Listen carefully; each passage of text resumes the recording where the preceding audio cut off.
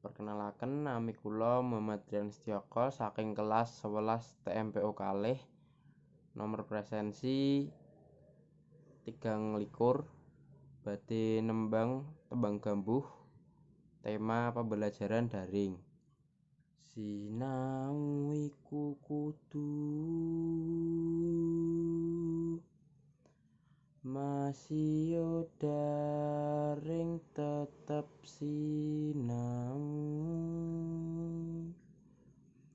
musim koro